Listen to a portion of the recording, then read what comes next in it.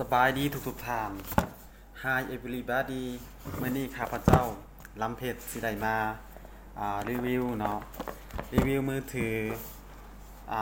Realme เนาะเป็นมือถือในเครือของบริษัท Oppo เนาะได้แยกตัวออกจาก Oppo มาเป็นแบรนด์ Realme เนาะ Realme C1 เนาะตัวนี้มันอ่ามาเบิ่งสเปคที่เพิ่นให้มาเนาะมาเบิ่งสเปคตัวคือกัน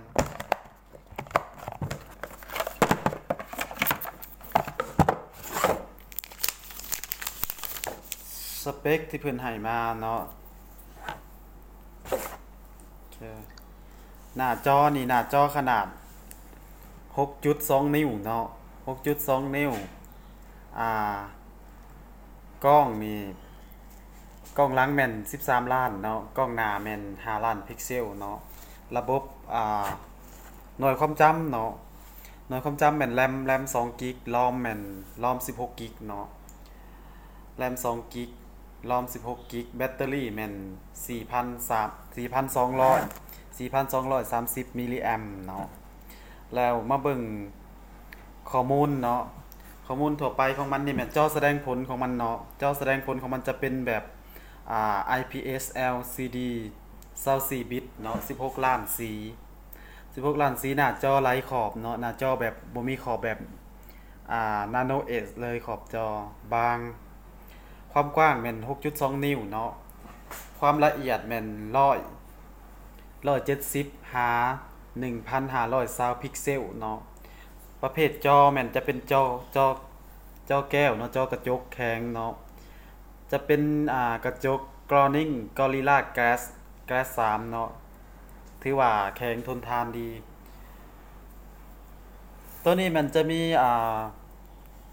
แบบปลดล็อกหน้าจอเนาะสามารถปลดล็อกโดยหน้าจอได้เนาะเครือข่ายที่มันรองรับแม่นจะรองรับสัญญาณ2G 3G 4G เนาะสามารถเล่นได้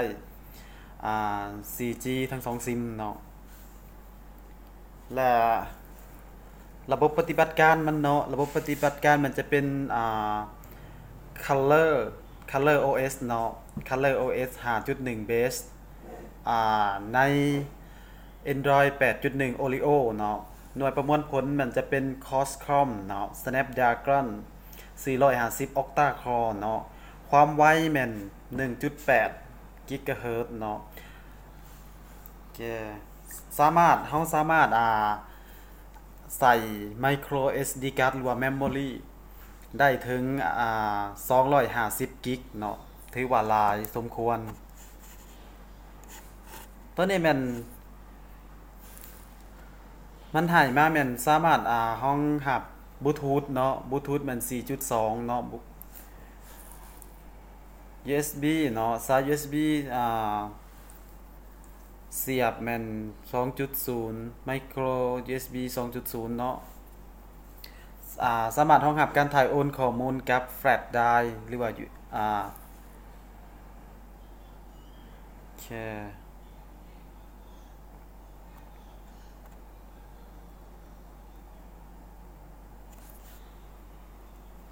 ราคาที่เพิ่นขายเนาะราคาที่เพิ่นขายแม่นถ้าไหลเป็นเงินบาทแม่น 4,000ขออภัยเนาะราคา 3,900 บาทเนาะยังอีก100ก็ถึง 4,000 แต่ไหลเป็นเงินกีบก็ถ้าเงินกีบคือเงินบาทขึ้นก็จะประมาณอยู่1ล้าน1แสนกีบเนาะตัวนี้แม่นเฮาได้มาจากช่วงโปรเนาะซื้ออยู่ห้านบุญยงเพิ่นมีโปรช่วงเดือนตุลาเนาะตั้งแต่วันที่1จนถึงวันที่8เดือนตุลาเนาะเพิ่นต้อนรับเทศกาลงานสงเฮือเนาะเพิ่นจะมีแถมของแถมก็มีมินิพาวเวอร์แบงค์เนาะมีพัดลมเนาะแล้วก็ไฟสายส่วนของแถมมาในกล่องก็จะมีมากับตัวเครื่องเนาะของแถมมากับตัวเครื่องจะมีอะแดปเตอร์เนาะมีอะแดปเตอร์แล้วก็มีสายสากเนาะอะแดปเตอร์แล้วก็สายสากจะบ่มีสาย Small Talk หรือว่าสายเว้าหาเนาะน่าเสียดายและในนี่ก็ในซองนี่ก็จะมีเคสเนาะเคสเป็นเคสซิลิโคนเนาะแล้วตัวนี้ก็จะเป็นคู่มือการใช้งานเนาะ คู่มือการใช้งานแม่นจะมีหลายภาษาเนาะจะมีภาษาไทย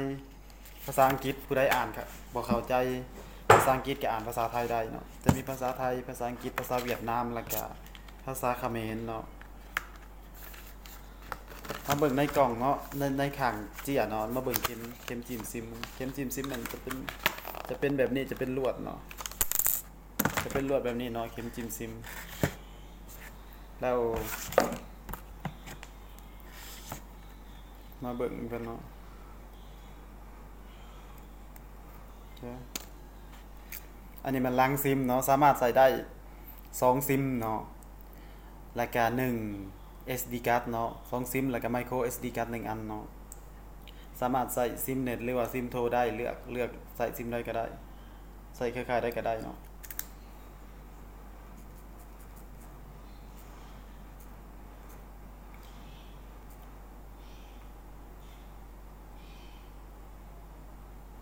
ตัวนี้มัน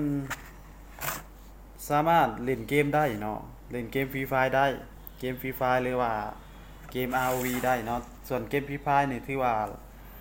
จากการทดลองถือว่าเล่นได้ดีหลายเนาะส่วน ROV แม่นเฮาจะทำการรีวิวตามหลังเนาะว่ามันลื่นสักขนาดใดแต่น่าจะเล่นได้เพราะว่าแรม2กิก ROM 16กิกแล้วSnapdragon เนาะ400กว่า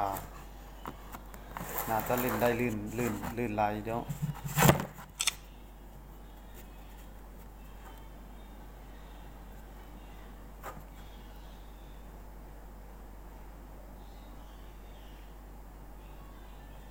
อเคสำหรับการรีวิวมือถือของข้าพเจ้ากะเมื่อเพียงเท่านี้เนาะกะขอขอบใจที่เข้ามารับชมเนาะฝากกดติดตามกดไลค์แสดงความคิดเห็นเนาะอ่ากดกระดิ่งแจ้งเตือนเพื่อเป็นกำลังใจให้และคลิปนี้ข้าพเจ้าก็จะได้อัปโหลดลง Channel YouTube เนาะจะบ่มีการตัดต่อวิดีโอดอกเพราะว่าบ่ค่อยมีเวลาจะหลังจากบันทึกแล้วเราก็จะอัปโหลดลง Channel ของเราเลยเนาะขอบใจที่เข้ามาเบิ่งเข้ามาชมเนาะ